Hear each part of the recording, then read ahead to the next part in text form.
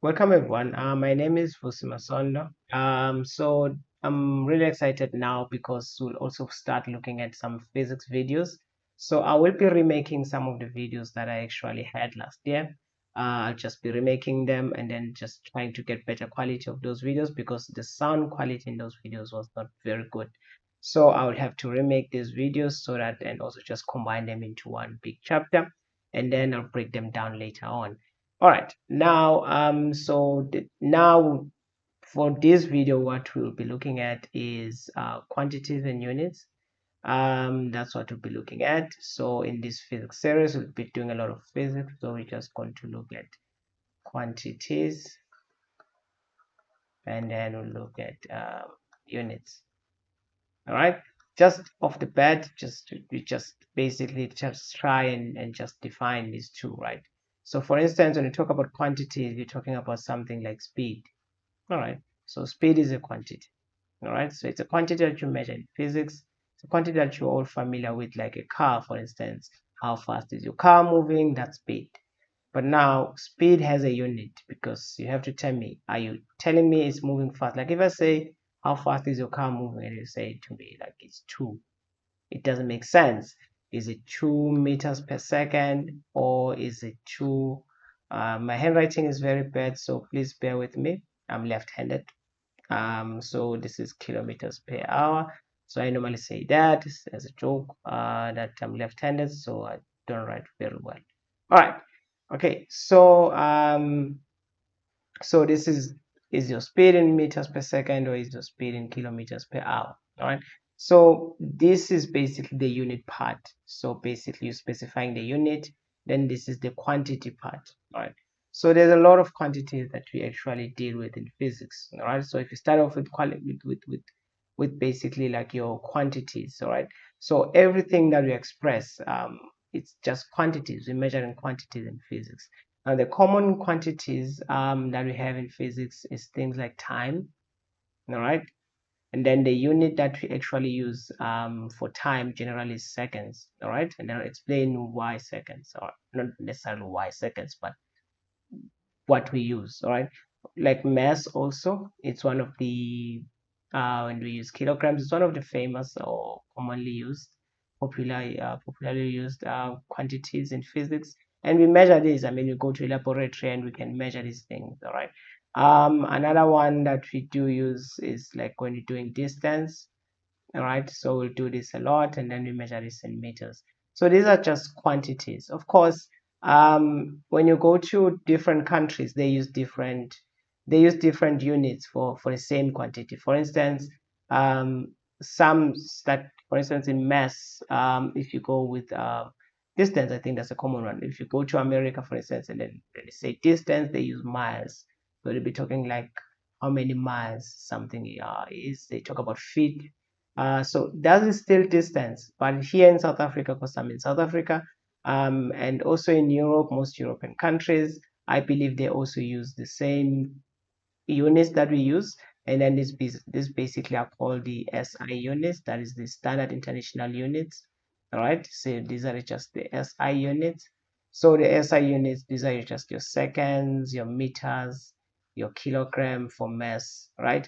And then for current, you have something like amperes, all right? Even though amperes you see is just charge, which is coulomb, not Q. Charge is coulomb, and then times second. So, I mean, when you break it down, it's basically coulomb per second, but then you use amperes, all right? So we'll get into that when we get to electricity and stuff. Then we'll just discuss those things. But these are like your SI units, meaning that generally when you go around the world, you're most likely to find people using these units. So the American system is a little bit different. For instance, in South Africa, we use like degrees Celsius for temperature, but in America, they use Fahrenheit, all right? So even if they say the temperature, so you can hear people say, high temperature is like 100, and you're thinking, what, 100 degrees Celsius? No, they're not talking about 100 degrees Celsius. All right. So it's because they are using Fahrenheit. Okay. So different countries use different system. I think in they use pounds, for instance, for when they say how many pounds is something like, I think their message they use the pounds. Like now that thing is how many pounds, like you weigh how much, so you're saying you weigh whatever pounds, all right? Now we use different systems, so that is your quantities, and then these are your units. So you have to really understand that whenever you're telling us anything about something that you are measuring, you must specify the unit so that we know when we can quantify what you are actually talking about. All right. So that's basically the introduction when it comes to units, when it comes to quantities and how they actually link with units. Now, interestingly, you can actually from these quantities that I just wrote. Now, the quantities that I just wrote, which is time, which is your distance, um, and also which is your mass. I mean, these are just the base quantities. All right, so this is just your base quantities. um, Quantities. All right, so these are just your base quantities. Now, from these base quantities, we can combine them to actually get derived quantities. All right, derived quantities. So we can actually get derived quantities. Of course, then they'll have like sort of their own unit. For instance, if you want speed, you're gonna say distance divided by time. So you're taking distance, you're dividing it by time. So both of them are base quantities. So the distance is measured in meters, and then this divide is gonna be this, meaning that it's divided by. Then time is a denominator, so it's going to be seconds. So this is where you're actually getting your meters per second from, and this is a derived units. Even acceleration is a derived units because this is actually given by change in velocity over the change in time. Don't worry if you don't understand how do I know this. We're going to talk about this in another chapter. And then, for instance, when you're calculating force, this is ma. Force is equals to mass multiplied by acceleration, and mass is kilogram. So basically the force is just kilogram, and then meters per second squared, meaning that you're dividing, because this is coming from the fact that the acceleration is going to be meters per second squared. Why? Because, well, let me not get into those technicalities. All right. So these are just your derived units. Okay. So you have base units that you combine, and then those base units, when you combine them, they give you your base quantities. Sorry. When you combine them, they actually give you your derived quantities, and your derived quantities are basically these derived units. So whenever you speak about quantity, it's always associated with a unit, and that's very important. You hardly have a situation whereby in physics you have a quantity that is not associated with any unit, so you shouldn't expect that to happen. But I'll talk about situations whereby you are just multiplying something with a factor, and that factor doesn't have any whatever, any number. So then we'll talk about those situations when we get to those situations. But in general, whatever constants that you're going to have, a constant meaning that a number that doesn't change, it's going to have units. All right. Even when you're looking at, for those of you that have done like your grade 12, that have seen this, when you're saying that your force is given by G, mass 1, mass 2, don't worry if you don't know these things, don't worry. Right, this is the mass of body 1, mass of body 2, the distance between the two bodies. Even this, for instance, this is a constant, but this constant actually also has units. All right, so the units for this constant, for instance, it would be like your newton, and then meter squared uh, per kilogram squared. All right, so basically that's how you're gonna get the unit for this thing. All right, so let me just remove that so that it doesn't confuse anyone. All right, so even constants, because this is just a number, and then it has units, it doesn't matter. All right, so you have to be aware of that. All right, now what I want us to actually have a look at is basically how we can sort of go around units. Because for instance, if you're measuring distance, for instance, I'll make an example now. If you're measuring distance, you can have a situation whereby I say someone like Vusi traveled 2, right? And someone says, yeah, he did travel 2. And someone said, no, but guys, I think he actually traveled 2000. And then no, it was actually like 200. Now you see, it's possible that maybe everyone is actually saying the same thing. It's just that we are not actually using the units. All right. So for instance, if I'm saying I travel to, right? If for instance this is like your, if this is for instance your 2 meters, right? So the person is saying I travel 2 meters. Let me say I did in fact travel 2 meters, right? Then the other person says no, it's not actually 2 meters, um, something like 2000. So when it's 2000, it's no longer in meters, it's actually 2000 millimeters. So both of them are right. So meaning that 2000 meters is actually 2 meters, all right? And 200 centimeters is going to actually give me that, sorry, it's going to give me that 2 meters as well, right? So if someone says no, he actually traveled 200 centimeters, all these people are correct. All right, and all of them are talking about the distance. So all of them are telling me that I actually travel a distance. All right.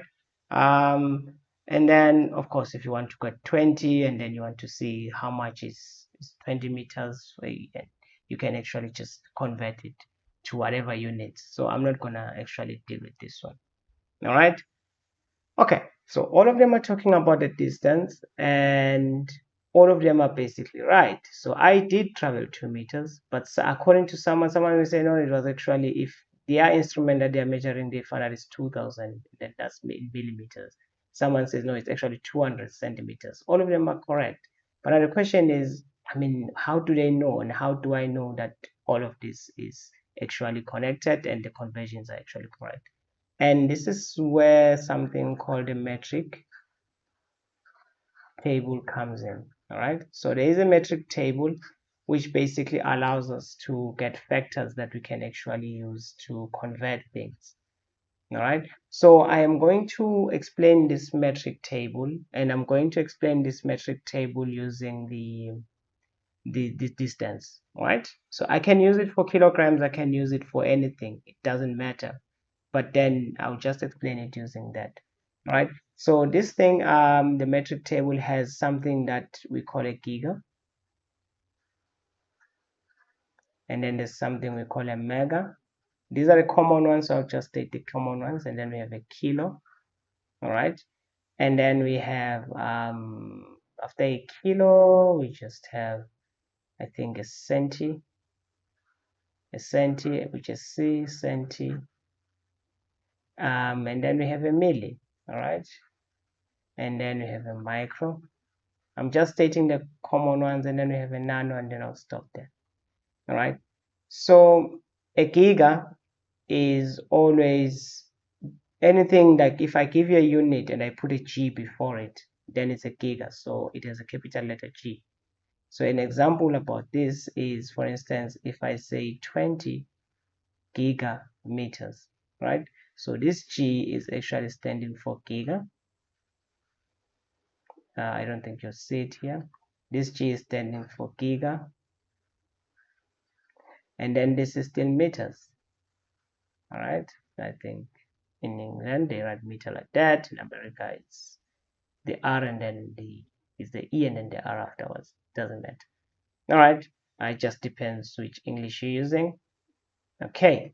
So that's basically what it means. So that's what a giga is. For instance, you have like a gigabyte. So a gigabyte, what you're measuring when you're measuring storage, a system, it's using bytes.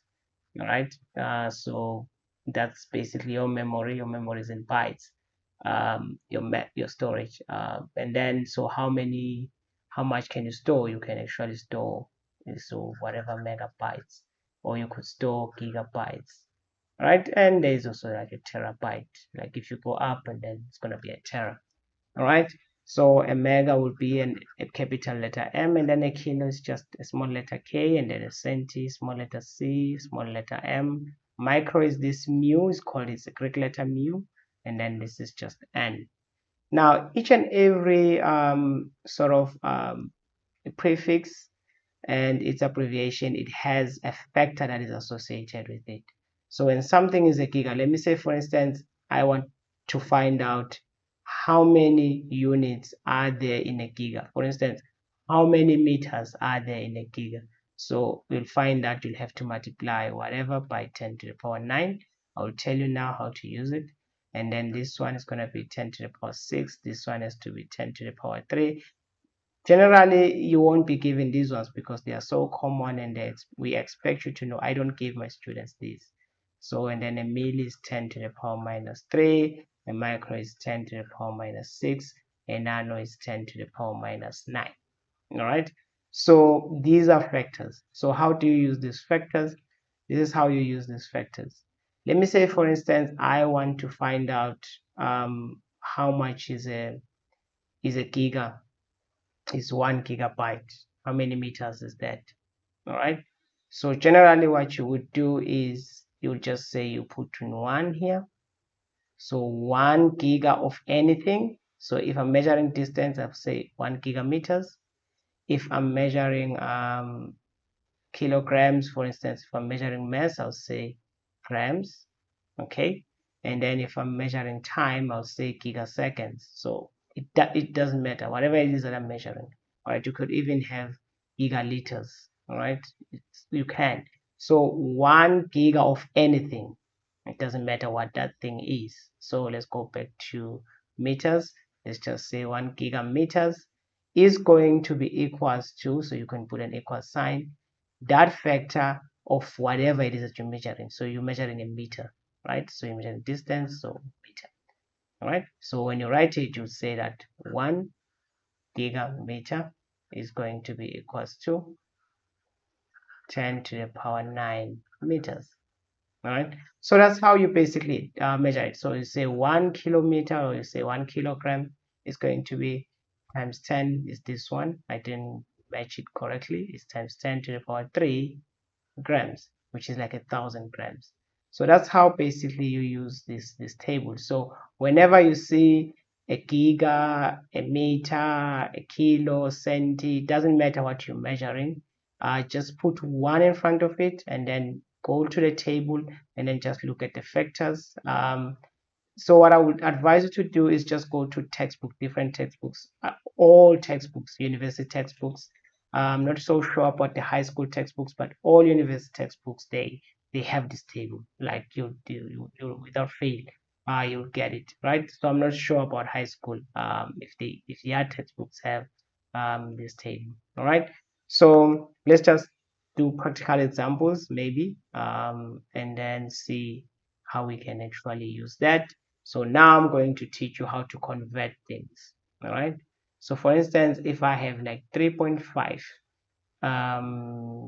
giga gram, okay, and then I want you to convert this into grams, for instance.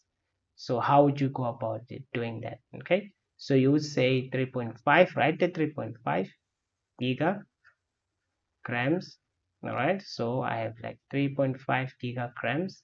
All right, so I want to convert them to I want to convert them into grams. So I want a gram to be left.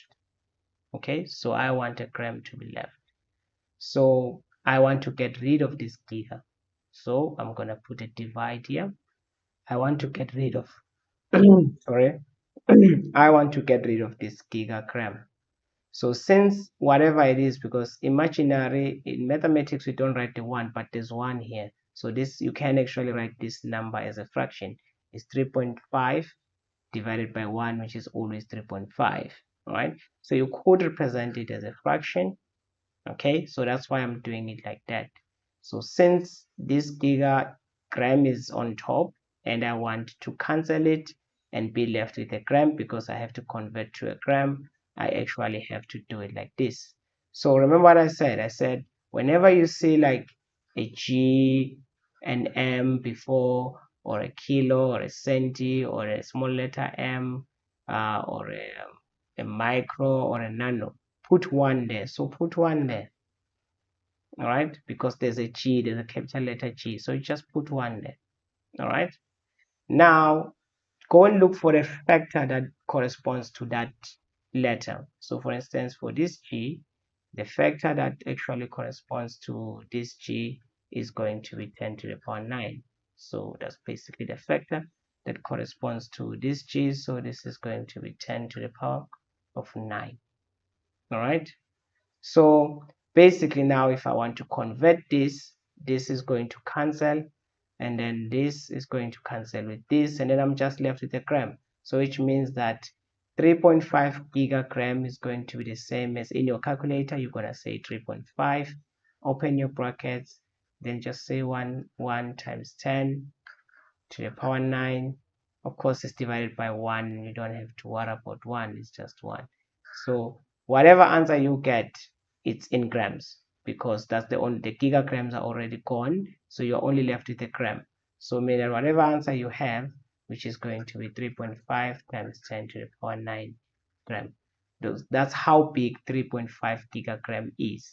If you want to convert into a gram, that's how many grams you'll have to fit into 3.5 gigagram. Basically, that's what it means.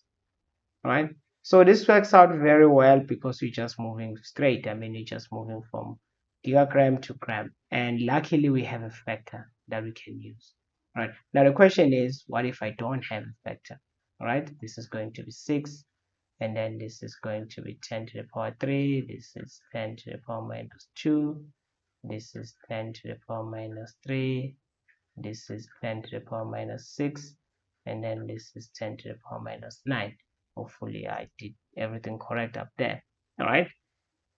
Okay. All right. So what happens if I actually don't have this situation? Now, a good example with this is if I say to you convert I'm saying to you convert 2.3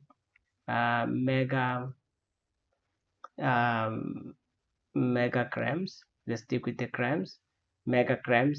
But now I want you to convert it into micrograms. I don't want you to leave it at kilograms. So now this is where this table becomes very handy, and this is where this method that I'm using becomes very handy, right? So you don't have a factor that takes you from a mega straight to a micro. Like you don't have a factor, right? You could do some mathematics in your head. I mean, if you want to, you could, right? But then it's always safer to just work it out. So you'd say 2.3. Remember, you write what you have first, which is 2.3 megagram. And then let's just move everything up. So you'll just say 2.3 megagram. And then remember, you'll open brackets. All right. And then just have a division line. What do you want to get rid of? You definitely want to get rid of megagrams, and they are in the numerator. So you need something on the denominator so that they can cancel, so that they can divide one another and cancel. All right. Now, if you don't understand basics of mathematics, don't worry, I'll upload a video. So when I upload these videos, I'll also upload a video which is mathematics for physics. That video is going to actually help you. So I recorded this first, and then I'm going to record the maths video afterwards. That's why I'm talking like this. All right. Okay.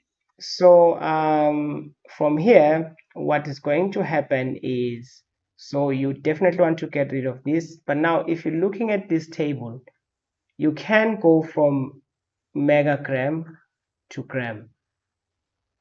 Okay. But you can't go from megagram to microgram. So I'll first start by going from megagram to gram. So which means that I'll first go to gram. Okay. Where I see an M, I'll put a 1. Right? Remember, where you see anything like these letters, you put a 1 there. And then afterwards, you go and look for a factor.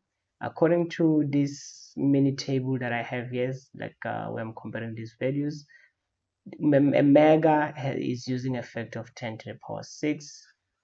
All right, so I'm going to have 10 to the power 6 there. Now the issue is I do cancel this megagram and this megagram, but now I am left with a gram. But I don't want a gram. I actually want a microgram.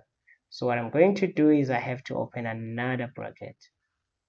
All right, now this second bracket is now canceling this gram because I want to get rid of this gram now. All right, so if I want to get rid of this gram, so I must have a gram below here. All right, Then if I have a gram below here, I must be able to move from a gram to a microgram. So can I do that? So let me go to the table. If I put a gram here, and then I do have a micro, so I can actually move from microgram to a gram, and vice versa. Of course, I could do that. So I could actually have remove this gram and go straight to a microgram according to this table, because this table does allow me. I mean, you could put a gram everywhere, right? And this applies even if you put meters. Where you see me putting a gram, you can just put meters, right? So you could move from this, you could move from centigram to gram, you could move from milligram to gram using these vectors, microgram to gram. You could also move from nanogram to gram, basically.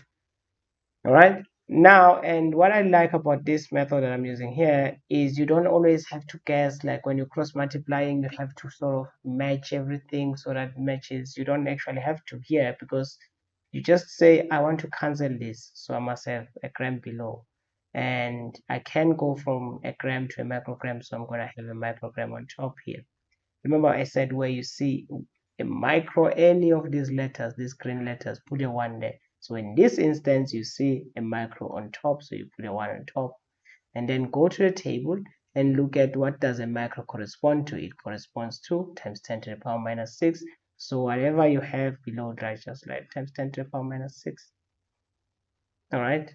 So when you're actually looking at this, you'll end up with a situation whereby in your calculator, you're going to calculate it like 2.3, open bracket, you'll be left with 10 to the power 6 over 1, close the bracket, just take out the numbers only, and then 10 to the power minus 6, right? Then you'll actually find that this is going to be 2.3 times 10 to the power minus 12.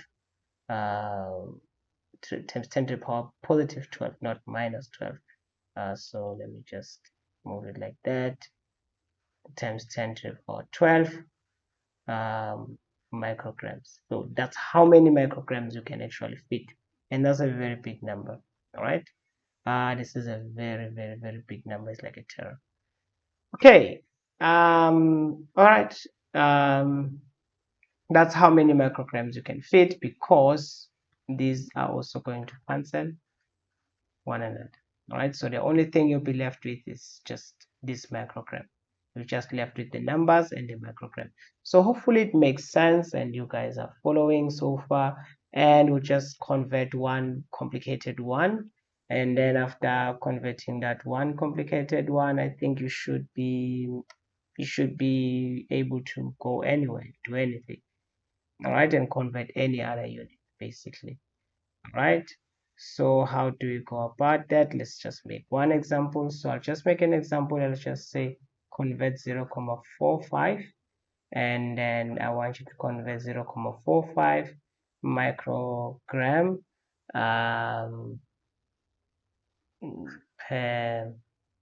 microgram per centimeter. Then now I'm going to do something. I'm going to put a square and then multiply it by seconds.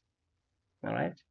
So this is basically, I want you to convert this into not SI units. So I want you to move that to kilogram, okay, per meter squared, which is gonna be a bit easier, per hour.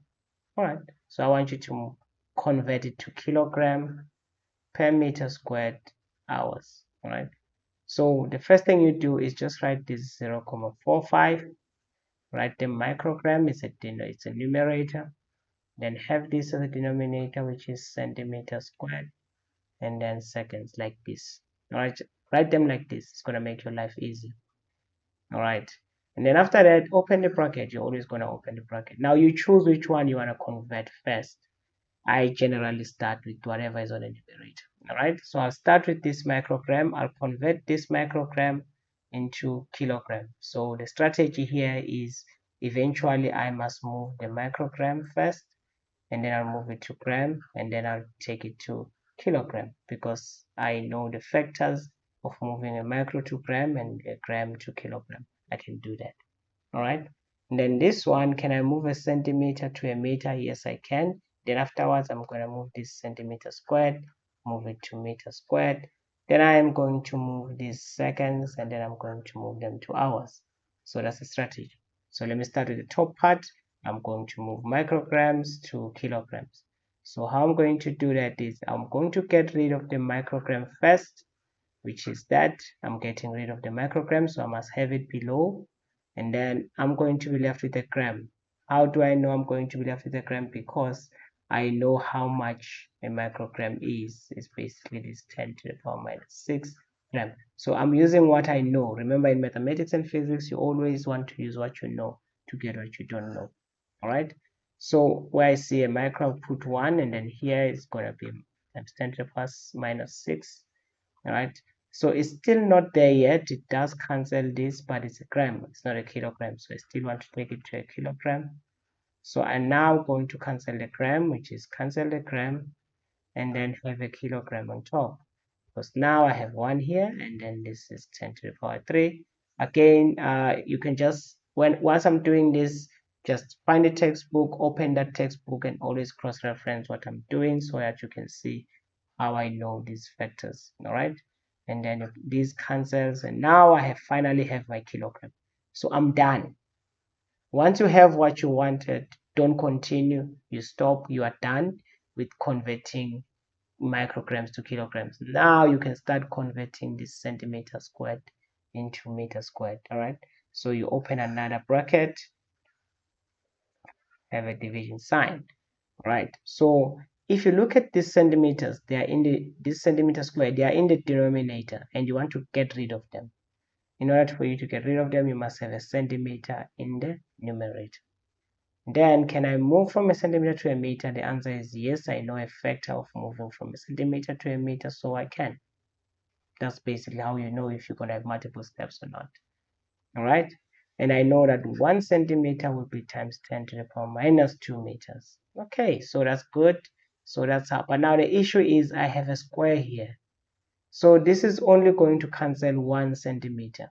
For instance, if I leave it like this, I have a situation like this according to maths. I have a situation whereby I have centimeter squared, right? I am multiplying it with centimeter, which is this centimeter on top. Sorry, I'm doing it all wrong. I have 1 over centimeter squared, and I'm multiplying it with a centimeter on top and a meter below, right? So let me further break it down for you guys to understand. This 1 centimeter is the same as 1 centimeter multiplied by centimeter. That's what a centimeter squared is. I am multiplying it with a centimeter, which is this bracket. What is in this bracket here is centimeter divided by meter. So you can see if I don't do anything in this bracket, it just basically looks like this, meaning that I'm only going to cancel 1 centimeter. I will still be left with another centimeter. So in order for you to do that, what you do is just on this bracket, just put a square. So if there's 2 here, put a 2 here.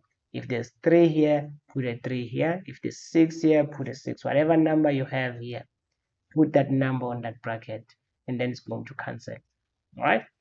Then I'm done converting this, because then this is going to be centimeter squared. Again, watch my maths video. I'm going to show you, if you forgot how to do the maths, I'm going to show you how to actually do these basic things, right?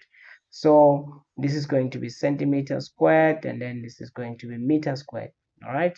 This basically we're using the exponents, the powers, right? We are using the rules for powers, but don't worry, I'm going to show you in the maths video again. All right, now here, what we're then gonna do is now we're just left with the seconds. Now I want to convert the seconds to hours. All right, now I can do it in many steps, so one step. So let me just do it in many steps, I think. Let me just convert the seconds into hours. So I'm gonna move everything this side, and I'm going to erase this. Okay, so now it is erased, and then what I'm going to do is I want to convert these seconds into hours. So I can do it in multi-steps or just one step. So I'll show you how many, if you want to do it in many steps. What you can do is your centimeter is below, so you must, your seconds is below, so you cancel it, you must have a second on top. If something is below and you want to cancel it, have it on top that side. If something is on top and you want to cancel it, have it below on the other side, on your bracket. That's basically how you decide. Right? I can go from a centimeter to a minute, and 1 minute is 60 seconds. And then after this, I can cancel this minute. So this is going to cancel the second, right? Meaning that the second is gonna go. But now I'm left with a minute here below. So I want to get rid of a minute, so I must have a minute on top, which is gonna take me to an hour, and 1 hour is 60 minutes. All right, so I'm just using my knowledge basically. All right, and then from here on your calculator, this is what you're going to have.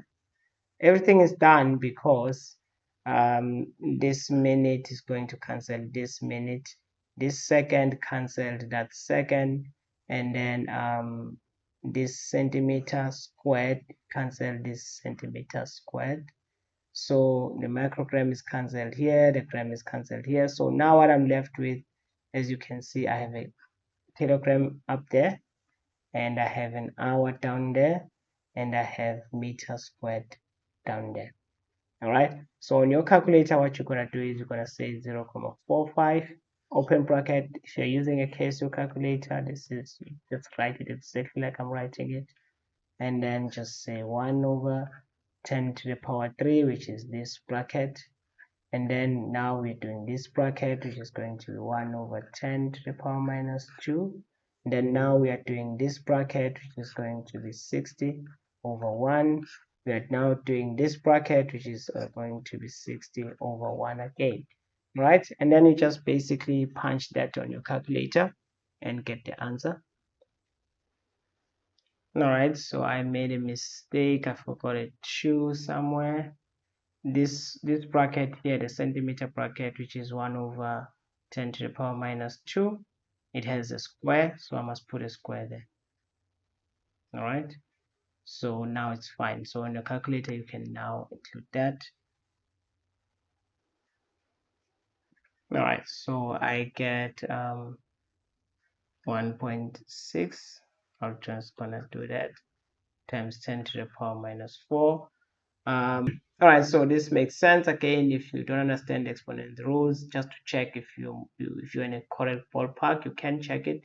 This, for instance, when you multiply these two, what's going to happen is you can take this up. It becomes like this is same as 10 times 10 to the power minus 3. When you multiply the 2, is going to be times 10 to the power minus 9.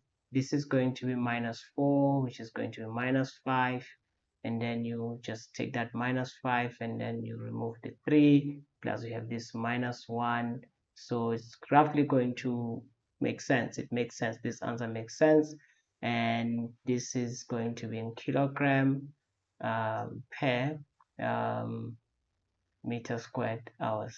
Basically, that's what this answer is going to be in. All right, so this is how you can work from simple to complex. All right, this is basically how you can do it. And then so now I am going to show you how to do decimal and scientific notation, because we're going to use that a lot. All right, so an example of this is normally what we have is, sometimes we have a simple number like 12. 12 is just a simple number. All right, it's just a nice integer number, right? And then sometimes you can have like 12.44. Now this is a decimal, right? And then sometimes you can actually have like 1, 2, 5, 5, 6, 8, 7, 7, 9, 1, 0, 8. And this is a very big number, and it becomes very complex to actually express this. And actually, let me say you're presenting in a room full of people and they're asking you, so what did you get? I mean, saying this is going to be a nightmare. So what you want to do is you actually want to be able to express, well, if it's a small number like this, also this is fine, but what if it's a decimal but it's like this? All right, and 0.4, sorry, and then not point, and then 484.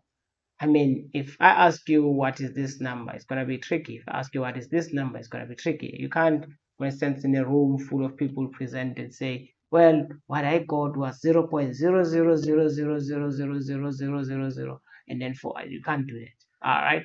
So, or you could say, no, I got 12556877910. You can't do that. Right. So this is where scientific notation comes in handy. All right. So where you can actually use this scientific notation, and I'll show you how you can actually notation should be a shade here. All right, and I'm going to show you how you can actually change any number, whether it's a full like this number or decimal number. It just depends. When it's full, you can change it into whatever decimal places. All right, so a scientific notation generally is you have a number that is expressed in terms of some number. Maybe let's call that number A, and then point, maybe like B, and then maybe like C, D, depending on the number of decimal places. Right, so the number after the comma, they are called decimal places. So if, for instance, if they say how many decimal places do I have here? I have 2 decimal places. All right, so this answer has 2 numbers after the comma.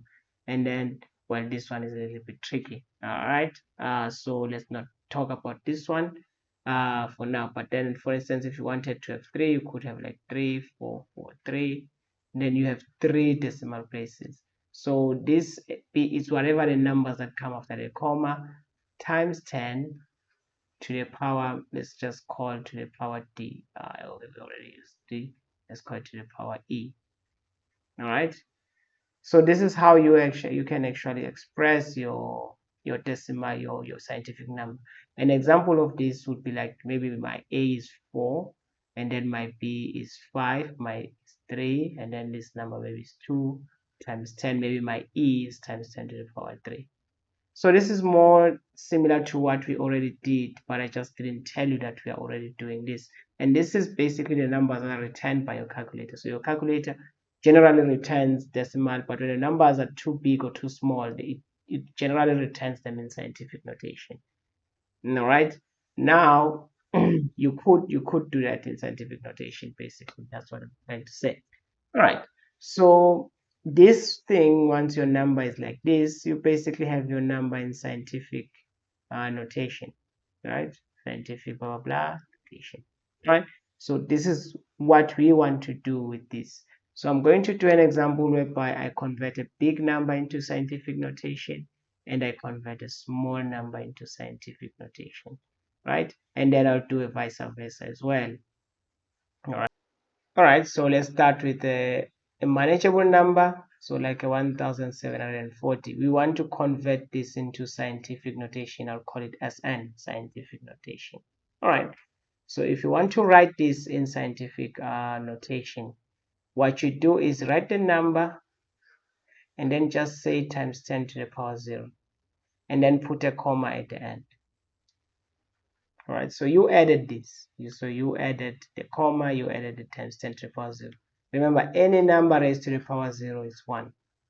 This is the same as 1. So you multiply, effectively you are saying 7140 multiplied by 1, which is 1740. So you haven't done anything to the number, right? You haven't changed the number. That's basically why you can write it like that. Okay, all right, and then I have a comma. So this is the trick now.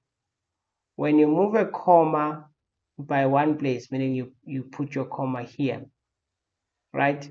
And then when you put your comma here, what you then do is you add 1 here. So what happens is you end up with 174. Now you have moved the comma from 0, and then you move it here, and then there's a comma, and then there's a 0 afterwards, and then you say times 10 to the power, and then you say 0, and then you add 1 plus 1. So this becomes 174.0 times 10 to the power 1, because 0 plus 1 is 1. Okay, so if again I move this comma, I move it again, I move it to this side. Now I have 17.40 times 10. Now remember it was 10 to the power 1. So I have to add another one. So I end up with 17.40 times 10 to the power 2 now. So it seems like every time I move a comma, I add a number here, right? So you can see this. So I can actually now just do it in one step. I can say this one, 740. I'll put a comma here, say times 10 to the power 0. So I'll move the comma if I want to leave this in 2 decimal places, for instance. If the question says leave this in 2 decimal places, your answer must be left in 2 decimal places. So what you're going to say is you're going to move the comma. So you have to move the comma until you are left with one number before the comma. Right? So there must be a number, a comma, and then whatever the string of numbers are. Right? So how many times did you move the comma? You moved it from here. Remember it was here. You moved it 1, 2, 3. So you moved the comma 3 times. So when you moved it 1, you added 1 here. Then you moved the second time, so it was 2. Then you moved it the third time, it was 3. So your final answer is going to be 1.74, because you only want 2 numbers after the comma because of these 2 decimal places, times 10 to the power, how many times did you move it? 1, 2, 3 times. So you just write whatever the number of times that you moved it. All right. So that's how you do it. So you could actually now work with a very big number like 48427765890112. You could actually do this number. All right. So what you could do is you just put a comma at the end of this number, put it times 10 to the power 0, then start moving the comma, right? If they say move it to 2 decimal places, how many times are you going to move it? You're going to move it 1, 2, 3, 4, 5, 6, 7, 8, 9, 10, 11, 12. So you're going to move it 12 times. So this becomes 8.2776589010112 times 10 to the power, let me just make space, times 10 to the power 12, because I moved it 12 times. All right. So if they say leave your answer in 2 decimal places, you just say 8.27. Now you round it off.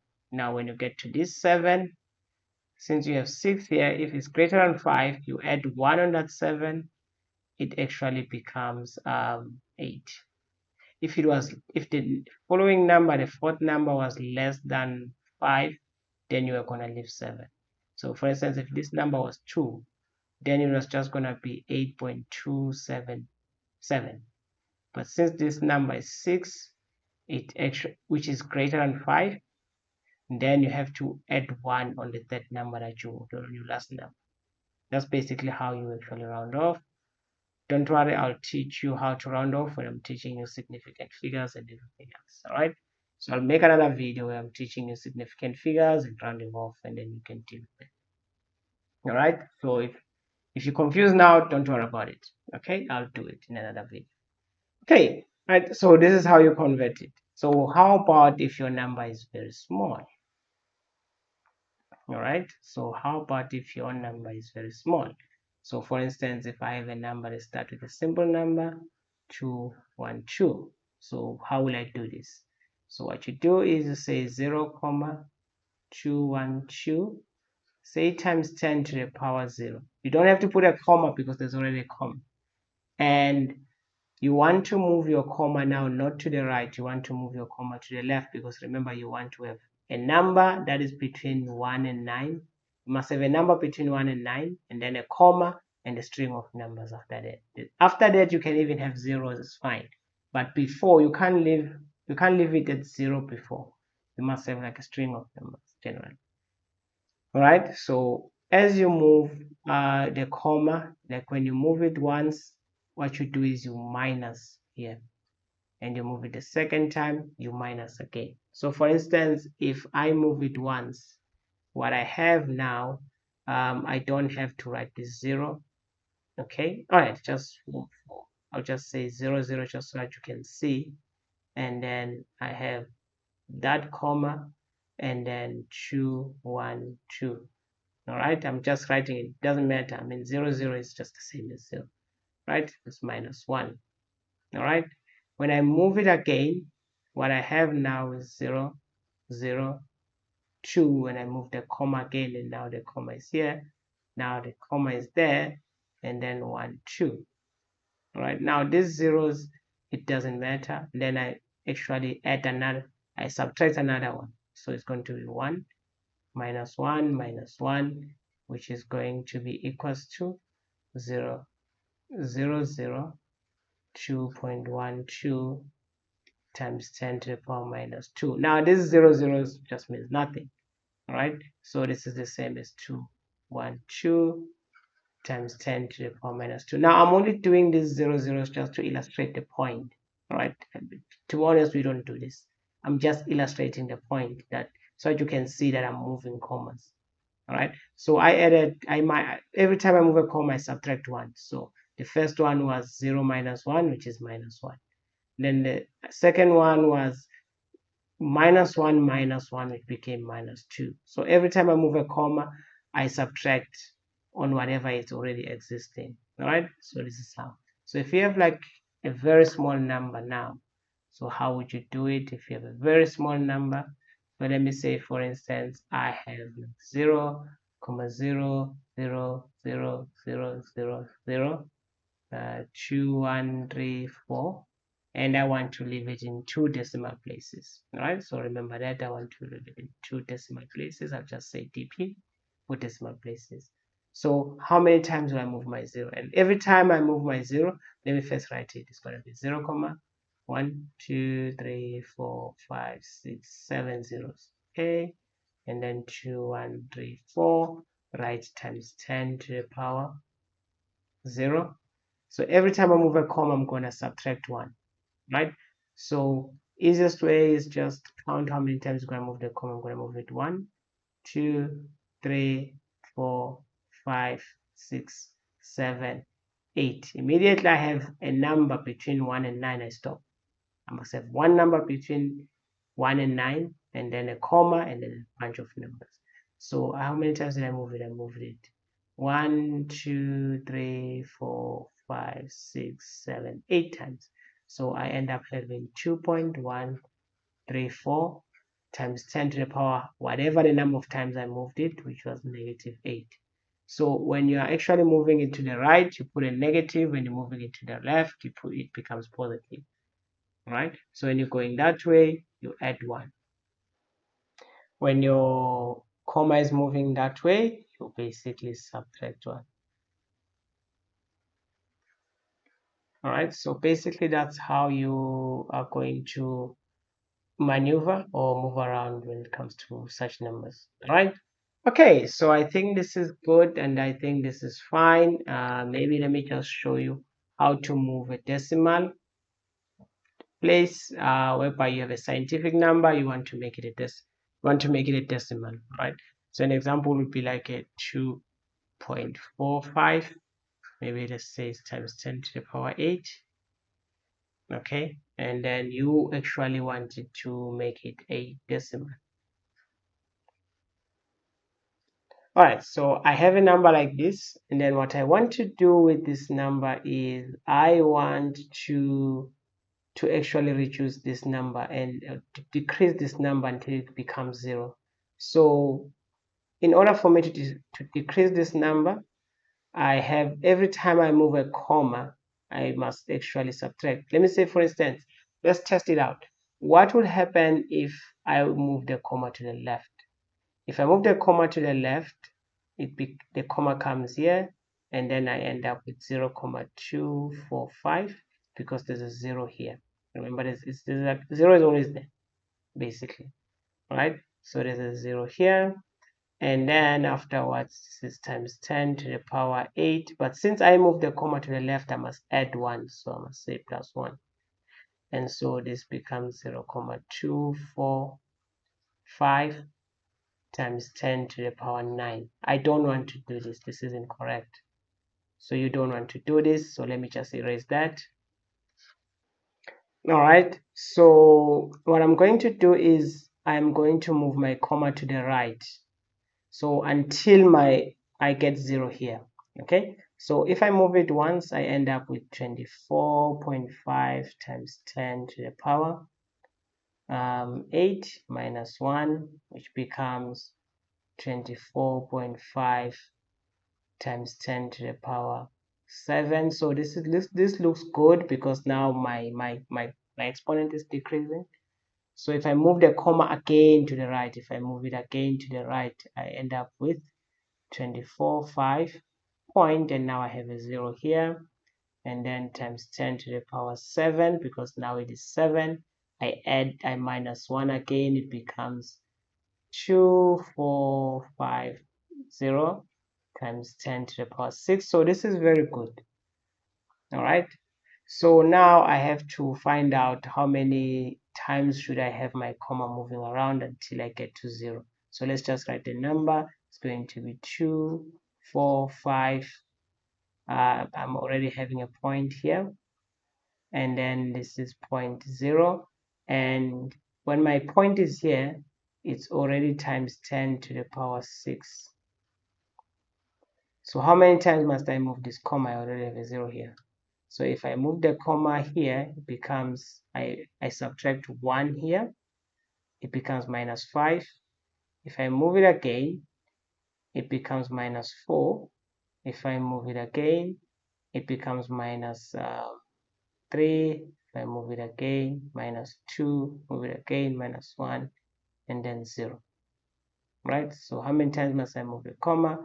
I must put 0 in between here. So these are the number of zeros that I will have to put here, which is going to be, I'm going to end up having 1 2 3 4 5 6 zeros.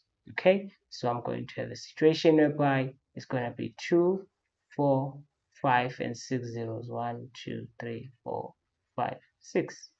All right, this is how I'm actually moving it from a scientific number to a full number. All right, so I mean, you could do this. So the easiest way is, if you want to just do it the easiest way, is just say, if it's like this, for instance, you just say 2.45, move the comma times 10 to the power 8, move the comma twice, and then check whatever number you have, say, and then it becomes 245 comma, and then the comma is here now, and then you just say times 10 to the power, since you moved it twice, it's going to be 6. All right, and then what you do is, to get it to 0, just add whatever the number of zeros you have here. So I add 6 zeros. 1 2 3 4 5 6. That's it. So if I had 7 here, I would add 7 zeros. If I had 8, I would add 8 zeros. So that's the easiest way you could actually do it. All right, so if I was to put a comma here, let me just see if I would get back the 8. If I was to put a comma here, go back, it would be 1 2 3 4 5 6 7 8, which is correct. All right, so this is correct. Okay, so what would happen if I have like a small number, like a 3, sorry about that, like if I have like a 3.555 times 10 to the power minus 6.